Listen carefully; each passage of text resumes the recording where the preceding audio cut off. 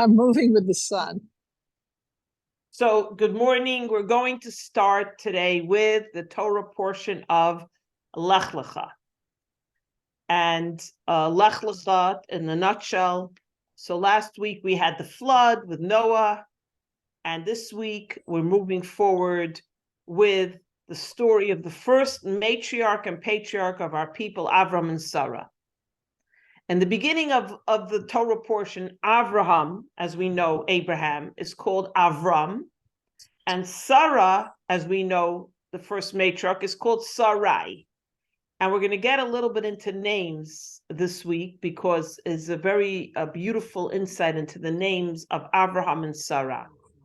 But let's start with something that's always very pivotal when you open up this Torah portion.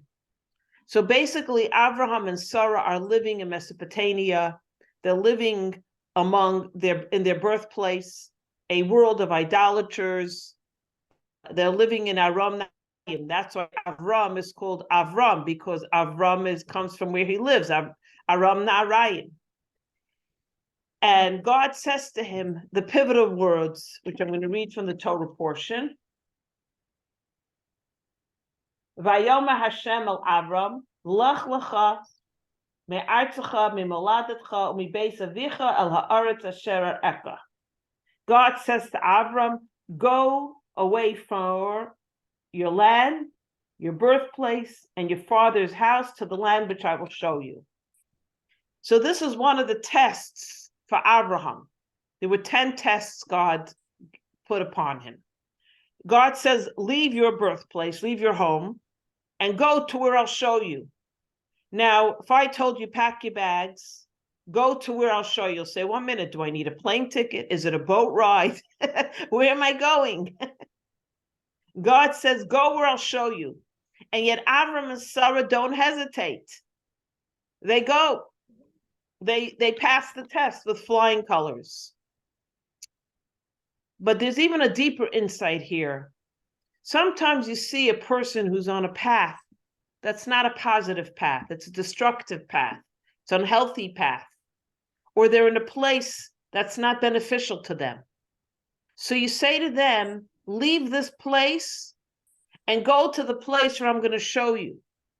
Which means to say, you can't tell someone to leave a behavior pattern that's negative or a place that's not positive without giving them instructions of how to change where they're at. The fact that God says to the place I'll show you is, I'm going to show you an alternative to the lifestyle you're leading. I'm going to show you a place where in your life, where you'll be able to grow and realize your potential. So what the Torah here is saying on a deeper level is God is not only telling Avram, get up, pack your bags, leave this country of idolatry and idol worshipers and go to a place I'm going to show you. God is saying to Avram, I'm going to take you to a place where you will actualize your and Sarah's full potential, where you will become great, where you will become wealthy, and where you will be able to be the person you're meant to be. So when you say to your child, or you say to your friend, or you say to yourself, you know what? I have to change my life. I have to put myself in a different place. So many times we're stuck in a place and we're so unhappy. And we say, why did I take this job? Or why did I move here? Or why did I do that? Or why did I choose to hang out with these people? And someone says, you know what? Pick yourself up and disconnect from what you're doing or where you are or who you're with. There's better choices. There's better alternatives in your life. So when you tell someone to go, you have to also say, give them where to go. You can't just say, leave now. Always you have to, part of educational process, or if you want to advise someone, if you want to advise yourself, ala eretz asher areka. The key to changing your situation, having a positive alternative. So this is what the pasuk is saying to Avram. Not only, go to a nameless place. God is saying, I'm going to show you a place where you will become who you truly have to be. A light unto the nations, a teacher of the world. Because remember, Avram and Sarah Why are they the first matriarch and patriarch? What do you think? Why wasn't Noah the first patriarch? Why was Adam and Eve the matriarch and patriarch?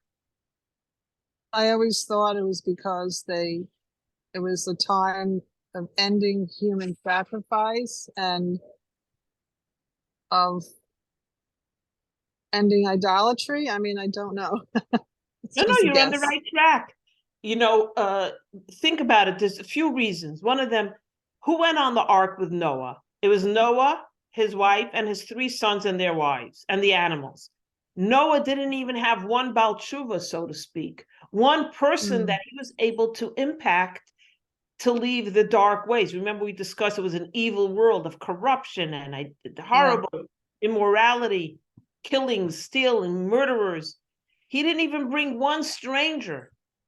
He didn't impact even one person. That was not his skill. He's lauded because he could have been one of them and he wasn't. He and his family remained moral, ethical people. So he's lauded. He's called a tzaddik, remember, in his generation. But fast forward, Rashi says something spectacular. When Avram and Sarah left Egypt, they left with all their possessions and with nafsham, with souls. What does it mean they left with souls? They left with a whole entourage of disciples who said, we're also giving up idolatry. We're also going to believe in one God, monotheism. So Avram and Sarah's, why they're the first matriarch and patriarch, because they had the ability, the talent, and the know-how to impact the world and change the whole trajectory of the entire world into believing in one God. So some people, they're great people, they're nice, they're kind, they reflect the morals and ethics of the Torah values, so to speak, right? But they're not impactful on others. They're not necessarily the ones that can educate others, teach others, influence others. In their own right, you meet them, they're wonderful. Avram and Sarah were a couple, like I call them the power couple. Their talent and their life's mission was to change the world, to go and say to people, what, you believe in idolatry? What are you? There's one God. There's one God. And through their teachings and through projecting who they were as role models to the world, people followed them. So they left Mesopotamia with a whole entourage of people that says, we're not going to stay here, we're going with you. And that's why they're the first matriarch and patriarch, because they are influencing the world. And it's not always easy, we'll soon see. So they leave Mesopotamia, and they're traveling, and they finally come to Israel, and there's a famine. And they lose all their money because there's no business, there's no industry. So they go down to the land of Egypt to buy food, to get a little parnasa. Sometimes you have to change your location. If there's no food and there's no income, your husband gets a job somewhere else, or you get a job, you have to move. So they move to Egypt, and Sarah is kidnapped by the Egyptians because their king takes beautiful women, whoever he wants, to his harem, and they kill the husband. So you'd say to yourself, God just told them, go to the land I'll show you, and you will become a nation, and you'll become a nation that will be as many of the stars and the sand on the sea. You can't even count how many people are going to come from you, right? And then what happens is they lose all their money, and there's a famine, and they go down to Egypt, and she gets kidnapped by Pharaoh to be put into his harem. Where is the promise you made me, Almighty God? What's going on? This was another test. And of course, we're going to get into the story soon, but when Pharaoh tries to touch Sarah, an angel protects her, he realizes, and he returns her, and he gives Avram so much wealth that it says in the Torah, on the way back to Israel, he pays off all his debt. Because wherever he went, he said, listen, I need a loan. I need to buy food here. Give me a IOU. So on the way back to Israel, it says Avram literally pays his debt to all of his creditors as he's traveling back home. But he could have said, God, not only you made me penniless, okay, But my wife was abducted by the king, by the pharaoh. You know? So again, a test that he passes with flying colors. And they go back and the story continues. So this is Avram and Sarah. That's why they're the first matriarch and patriarch. But I want to go back to the first passage of the Torah portion, where God says to Abraham, go from your land, from your birthplace, from your father's house, to the land that I will show you. And it's really backwards. Because when someone tells you, Diane, I want you to leave the country, you don't say, leave the country, leave your birthplace, leave your father's house and mother's house. You say, first you leave your mother and father's house, then you leave your birthplace, and then you leave your country. It's backwards. If you want to be specific, if you want to emphasize that I want you to leave everything behind, to say, Diane, you know what? Leave your mommy and daddy's home. Leave your birthplace, because you were born in Westport, Connecticut, let's say, and now leave the United States of America and go to Israel. So why is it backwards? Why is God saying, leave your country, leave your birthplace, leave your parents' home? If you want to, so why is God even specifying? If I tell you, Diane, leave the country, I don't have to tell you, leave your home and leave your parents. It's obvious if you leave your country, you're leaving everything behind. Your birthplace, your parents, right? So why is God being so specific? But let's say for emphasis, he wants to emphasize that Abram is leaving everything behind. It's not so easy to leave your land, your people, your birthplace, your parents, especially if they're getting elderly, right? Yeah. So why, first of all, why is the order reversed? And why is God emphasizing the leaving? What do you think? What, you have any insights?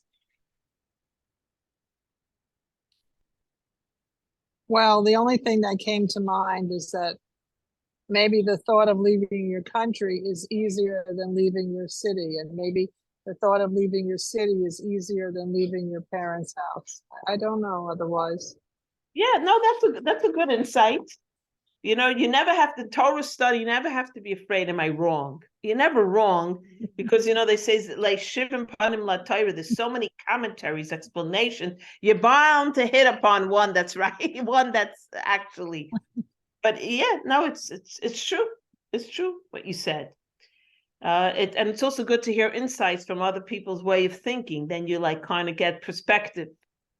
So now we have to go a little bit to the Kabbalah and Hasidic Jewish mysticism.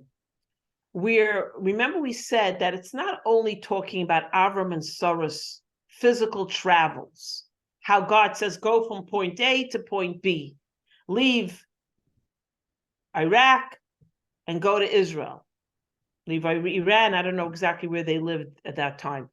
Go to Israel, Mesopotamia, Aram Naharaim. It's also a psychological, emotional, and spiritual journey. And it's really everything that happened to the matriarch and patriarchs. I know I've said this many times, but I'll say it one more time. Maisa Avasim Labanim. They cut through the dense forest. They paved the way. They cleared the path for all generations. When we journey forth in our lives, it could have been so much more difficult, but their energy and their spiritual sparks paved the way for us to walk in their path. So when Avram and Sarah cut through the jungle and created a path to the land of Israel, so we're also talking about a spiritual path. All the challenges they endured and overcame allows us that when we encounter similar challenges, similar struggles, similar pain, we are able to overcome, because you know what? Over 3,000 years ago, there was a couple, our parents, who paved the way for us. Paved the way for us. So as hard as life could be for us, as hard as it is now in the land of Israel for the people of Israel, and I say the world over, Avram and Sarah cut a path through that jungle of hate, animosity, bigotry, anti-Semitism, and now made it easier for a Jew to stand up and say, I'm a Jew. I am the granddaughter of Avram and Sarah. They survived. We're going to survive. Am Yisrael chai forever, because God promised Avram and Sarah. Israel. Exactly. You know, before Avram leaves Mesopotamia, they actually, King Nimrod throws him into a furnace to burn him alive. He's arrested.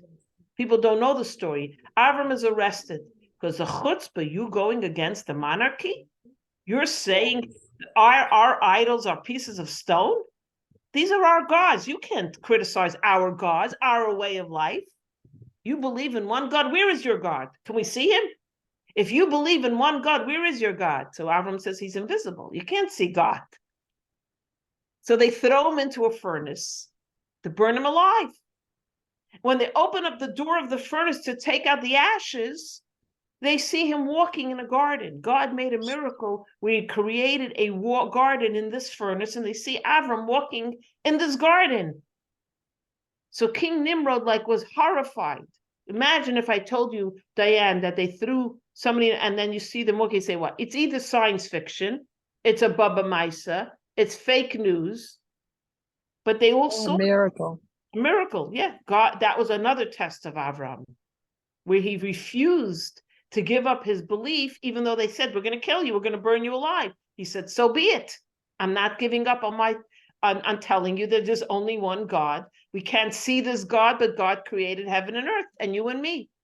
And I'm not going to pray to a piece of stone. And they take him out of the furnace. Really? Yeah. They take him out of the furnace, and he's saved in the whole world. It's on the front page of the Mesopotamia newspaper, the New York Times, who now is a very anti-Jews, but yeah. I canceled my subscription. Anyway, yeah. Back to this. So going back to Abraham and Sarah, so they paved the way for all of us, for future generations. So when God says to them, leave your land, leave your birthplace, and leave your father's house, Kabbalah explains that Artzacha comes from the word ratzon, will. We're born with natural instinct, natural desires. Sometimes good, sometimes they challenge us.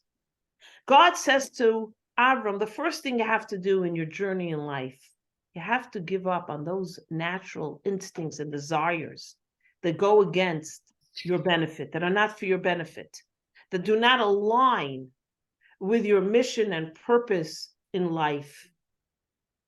Then the next step, Kabbalah says, your birthplace. What's a birthplace mean? Influence of home and society. When a child is born, we're born with natural instincts, tendencies, certain things. But then also it's influence. Your parents educate you a certain way. And we inherit our parents' influence. If my mother is bigoted or has bigotry against something or an idea, or he or she educates me in a certain way, that's how I'm raised. That's how I'm raised. And society dictates things. Society influences us in ways we don't even realize. So that's the second thing sometimes we have to step away from. The ideas, our education that we got at home that may not align with what we are meant to be, meant to do, or meant to see. You know, like people told me my mother and father were Holocaust survivors, and they raised me to be an atheist. And they raised me without Yiddishkeit. Why? The Jews were persecuted. The Jews were cremated. They didn't want me to suffer what they suffered in America. So they said, listen, there's no God, and we're not going to identify as Jews. And could you blame them? You can't say to them, oh, you did wrong, but a child is raised this way. So God says you have to leave that because it's not the way you were meant to be. And then the last thing God tells Abraham, Beit Avicha, the house, your father's house. That refers to Av, father, and mother are the intellect in Kabbalah. Av and Aim are referred to the intellect of a person. So times you have you grow up as an adult and you have certain rational, logical things you follow, you believe in, your belief system based on your logic, your rational thought. Sometimes you have to set aside what you think is right and look at what is truly right. Or you have to go away from what the logic you think is logical and look at things from a different perspective. And sometimes even give up your logic, because faith is not based on logic. We don't believe in God because everything God does, we say, oh, it's great, wonderful, nice. We believe in God because God is the creator of heaven and earth, and we understand that we can't understand God. So sometimes we have to step away from logic and rational thought because it's irrational. Can you justify what's going on in Israel, how God allowed babies on what everything happened? It's like, where is God? Same thing as in the Holocaust. Where are you, God? How could you let this happen? But faith in God is not dependent on understanding God. We don't understand why God let this happen. We know God let this happen. Otherwise, it wouldn't have happened. So the fact that it happened is all God's fault. But yet we still pray to God every day. We say, why did you allow this to happen? We have to cry out to God, but we don't give up on God because we understand that we can't understand. So God is telling Avram, you have to take 3 major transformations in your life. You have to go away from how you look at things and think about things and your logic. You have to go away from your natural instincts, what you were born with, and you have to go away from the influences of your home and society at times. And that's how you can go to the promised land. At times, we really have to strip ourselves of everything to actualize our potential to find our promised land where we are meant to be. And this is not an easy journey. This is a journey of a lifetime. We all have logical ideas, and then later we're like, why'd you think like that? That's not how you should be thinking. Why'd you do that? That's not how you should be what you should be doing. So it's a lifetime journey. So Avram's journey is our journey, and it's forever. You're always journeying. You're always saying, I got to get away from this. This is toxic. Or you say, I need to go, right? We always, every day, there's decisions in these 3 areas. Does this make sense? This is not, and so it's so apropos when you're speaking out to a Muslim, does what you're saying makes even sense to you? How are they even thinking like that? But they believe it. They believe this is logical and rational. And there's no changing them. So you see it, so it's so evident. You're saying, oh, most people have normal logic and intellect. They really get it. No, they don't. They're so corrupt. No. They're so... No, where are the men of reason? Where are the men of reason or the women of reason? So when you think, oh, mankind is so intellectual, it's so logical, we're so progressive, we're so modern, it's 2023. Come on. You don't think? We even have artificial intelligence helping us guide us with our decisions in life. Hey, what are you talking about? If a person can go into a kibbutz and do what they did, you have to be inhumane. And this is what God is telling Abraham. You have to get away from all this. Yeah. This is the story for every human being. You have to journey away. Now, if your parents taught you the right things, then very good. You don't have to journey away from that. But every person has to know what they need to journey forth from. Maybe you're born with wonderful natural instincts. And maybe what? You're born with good qualities that you don't have to overcome. Sometimes people are born with a mean nature. My grandmother was very mean. My great-grandmother was very mean, and I'm very mean. Then God says, journey away from that. Sometimes you are born with a certain character trait. You have to work on yourself. That's life's challenges. No one is born perfect. No one, when you have a big nose or you have a double chin and you want to get plastic surgery, it's one thing. You can change your physical appearance, but when you have a negative character trait, my grandfather was stingy, my great-grandfather was stingy, so I'm stingy. I don't give tzedakah.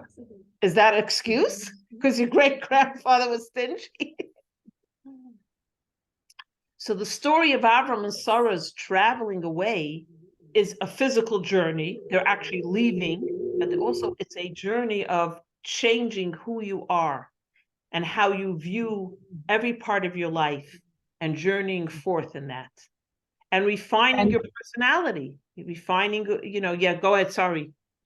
and it's not an easy thing to do that. I mean, I had a boss once who used to say, inertia, even if you're in a bad situation, you're, tend to keep going, and to pull yourself out is tough. So you're right. They are the matriarch and patriarch, because look what they did. Yeah. I heard a video from Son of Hamas. He wrote a book. Yes. So here is a typical, I would say, such a good example of a man, a boy, indoctrinated into a crazy, killing, hate life. His whole life, he was told the Jews are the Satan, the Jews are the devil, they're infidels. We have to eradicate the world, God forbid. He was brought up like this. He was brought up with videos of killing, beheadings. And then he converted to Christianity, and he shows how their whole indoctrination and education of the youth is poisonous, toxic. And he analyzes. They said to him in the interview, Fox 5 asked him, should we be sending aid to Gaza? He said, no. You know why? Hamas takes it. Of course they do. He said they have such disregard for life, for their own people. We are obviously the fields. Their children, their wives are all dispensable. All their, he's saying, all their rocket launching and ammo is under nursery schools, regular schools, and hospitals. Why? So if somebody bombs it, they'll say, look what you did. He says everything has one way, their way of doing things, no regard for human life. He says, that's how I was raised. So you don't need a scientist, a Steve Hawkins, to tell you that people are raised a certain way, and God is telling Avram and Sarah, sometimes you are put in a situation where you're raised by terrorists and murderers, and you have to get away from it. You have to change your mindset. You cannot be a victim all the time. You have to sometimes pick yourself up and say, listen, I am going to leave this corrupt, horrible way of life. I'm going to choose good. I'm going to choose right. I mean, just whenever I hear these things, it illustrates to us so many insights into the world and how they think, and how the Torah portion talks about this, how we have to refine ourselves and work on ourselves, because nothing is a perfect world. So their journey is really our journey. I want to ask you, Freida, hi, I didn't realize you're joining us. How are you? Good. I'm sorry I was late. I didn't realize the time. It's fine. It's all good. I was going to ask you, who are you talking about? Whose book are you talking about? Because I missed that. Son of Hamas wrote a book. Okay. It's called Son of Hamas. Yeah. Okay. Yeah, I've been seeing videos of his, but I didn't know who you were talking about. Yes. So I used it as a typical example, not so typical, of how a person is raised a certain way, and they have to journey away from their way they were raised. Yeah. And this is a very extreme example, being raised as his father was the chief Hamas commander or leader or whatever they call their head murderer, and how he went away from it. And how is he protected? How is he still alive? That's what I'm wondering. Yeah, he's in danger, trust me. But I guess I'm sure God wanted him to stay alive to tell the story. Yeah. Last night I was at my family. I don't know if you know, my father was a journalist who ran a newspaper for many years called the Allgemeine Journal. When my father passed away, my brother, it became an online, digital-only newspaper, and their tagline is Warriors for Truth. So every year they make a gala to raise funds. It's a nonprofit now, And they have a whole blog and a whole news tell the truth about everything, especially Jews in Israel. So Anatol Sharansky spoke. He was the keynote. Kasparov, the chess champion, spoke. His father was Jewish, his mother was not. A man spoke whose brother-in-law was abducted from the kibbutz, and his sister and 2 children were saved. And a girl, an American girl who was in Israel for the rave concert, spoke how she was saved. During when they started to attack, a guy in a truck, an Israeli in a truck, an Israeli Jew in a truck came running and was throwing concert goers into the back of his truck. He drove away with her and her whole group, and he went back to rescue more. So as the terrorists were shooting down the concert goers, these young 20-year-olds, he was rescuing people, putting them into his truck, driving away and coming back, driving away and coming back. And he rescued quite a number of people. So she told her story. The whole night was very, very impactful because of all what's going on in Israel. So Anatol Sharansky said something beautiful. I want to share with you in conclusion, that he was a Jew living in Russia. And he knew nothing about being a Jew. All he knew, he was a Jew, and Jews were persecuted in Russia. My father's a Russian Jew. My mother, to long life, is a Russian Jew. And he said, though, as a young man, as a young adult, he moved to Moscow. And in Moscow, there was more of a Jewish presence. So somebody said to him, let's go to the synagogue for Simchat Torah. Now, he said he didn't know what Simchat Torah. What is Simchat Torah? And he asked everybody, and they said, we don't know what it is. It's something Jewish. And he ties this into the fact that the attack started on Simchat Torah, a day of rejoicing with the Torah. So they schlep him to Shul, and there are hundreds of Jews in Moscow. Remember, this is before the fall of the Iron Curtain, right? When Jews were persecuted in Russia, you couldn't celebrate. And it's packed with Jews, and no one knows why they're there. And everyone says, we're here for Simchat Torah. He said, a few elderly men, very old people who knew what Simchat Torah was, took out Torahs from the ark, and they began to dance. Now, he and his friends didn't know any Jewish songs, so they began to sing songs that had the word Jew in it. But later on, they found out they were singing anti-Semitic songs in Russia. Oh my gosh. The ignorance of Judaism was so great that we were singing Simchas Torah, anti-Semitic songs that had the word Jew in it, because we thought that's Jewish music. So he describes his experience discovering Simchat Torah. His first Simchat Torah, he says, one of totally not knowing what Simchas Torah is, he says. He rediscovering his Judaism in a sense, he said. So he's told the story, it's so powerful. And he says, and look when they attacked us on Simchas Torah, he said, on a day when we rejoice with our Torah, and a day that for Jews is one of the happiest holidays of the year, besides Purim, when we like to get a little drinking. But Simchas Torah, he said, that was his first encounter with Judaism, a Simchas Torah in a Russian shul in Moscow, he said. Wow. And how he suffered in prison and his whole story. And so what he said was very, very, it really touched me, how this is his 2 Simchas Torahs, he said, the one now and the one that he experienced in Russia, he says. So what do we say about what's going on in Israel? There's nothing to be said. We have to stay strong. We have to keep praying. We have to keep studying Torah. We have to keep speaking out. We have to keep giving tzedakah. We have to keep strengthening our spiritual borders and bringing light into the world.